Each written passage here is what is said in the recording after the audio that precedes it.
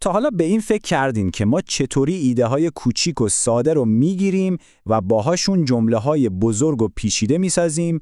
خب یه راز کوچیک ولی خیلی قدرتمند این وسط هست به اسم پیوند. اینا رو مثل چسب در نظر بگیرید. همون چسبی که کلمات و جملات ما رو محکم کنار هم نگه میداره. سوال اصلی دقیقاً همینه. چطوریه که یه فکر ساده تبدیل به یه استدلال پیچیده میشه؟ اصلا این ساختارات چطور شکل میگیرن؟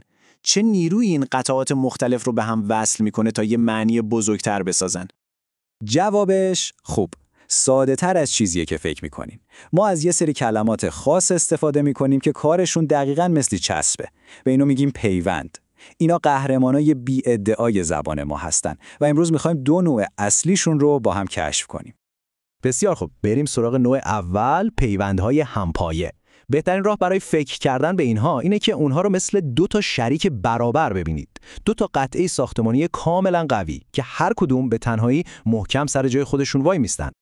ببینید تعریفش خیلی ساده است. پیوند همپایه دو تا جمله مستقل رو به هم وصل میکنه. کلمه کلیدی اینجا مستقل هست. یعنی چی؟ یعنی هر کدوم از این جمله ها به تنهایی کاملن و میتونن روی پای خودشون بایستن. هیچ کدوم به اون یکی نیازی نداره.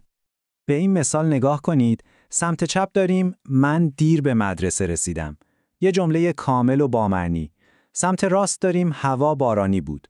اینم یه جمله کامل دیگه. حالا پیوند و میاد وسط و این دوتا ایده قوی رو خیلی ساده کنار هم میذاره، مثل دوتا دوست برابر. خب، ابزارهای اصلی شما برای این کار چیه؟ کلماتی مثل و، یا، اما، ولی و سپس. اینا معروف‌ترین پیوندهای همپایه هستن و شرط می‌بندم که شما هر روز دارین ازشون استفاده می‌کنین، شاید حتی بدون اینکه واقعاً بهشون فکر کنین. حالا بیایید ورقو برگردونیم و بریم سراغ دسته دوم، پیوندهای وابسته. اینجا دیگه داستان کاملا فرق میکنه. دیگه خبری از دو شریک برابر نیست. این رابطه بیشتر شبیه یه جزء نیازمنده که برای کامل شدن باید به یه بخش اصلی تکیه کنه.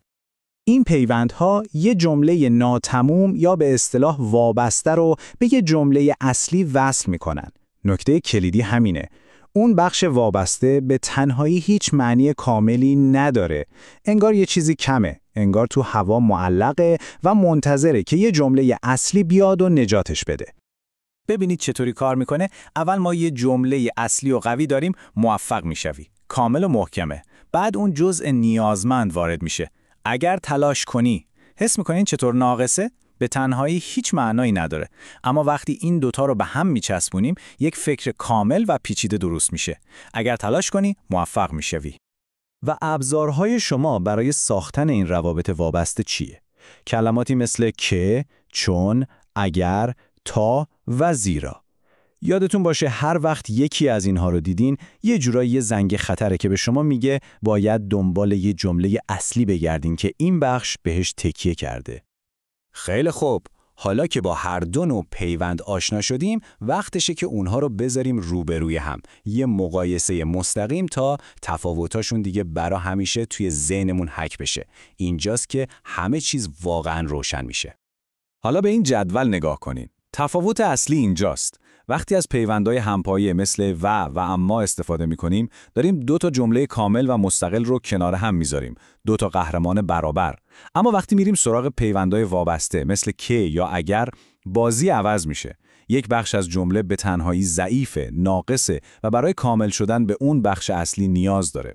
این دقیقاً فرق بین استقلال و وابستگیه. بسیار خوب. حالا که این ابزارها رو میشناسید و تفاوتاشون رو کامل درک کردید، دیگه نوبت شماست. از این به بعد میتونید خیلی آگاهانه تر در نوشتن و حتی صحبت کردنتون ازشون استفاده کنین. پس اگه بخوایم همه چیز رو خلاصه کنیم، به این دوتا قانون کلیدی میرسیم. یک، پیوندهای همپایه دوتا جمله قوی و مستقل رو به هم ربط میدن. و دو، پیوندهای وابسته یه جمله ضعیف و نیازمند رو به یه جمله اصلی میچسبونن. به همین سادگی. و به عنوان حرف آخر میخوام شما رو با این سوال تنها بذارم. توی نوشته‌ها و صحبت‌های خودتون کدوم یکی از این پیوندها نقش قوی‌تری داره؟ شما بیشتر دوست دارید ایده‌های برابر رو کنار هم بچینید یا اینکه روابط پیچیده علت و معلولی و شرطی بسازید؟ به نظرتون توی زبان شما کدوم پیوند واقعاً قدرت بیشتری داره؟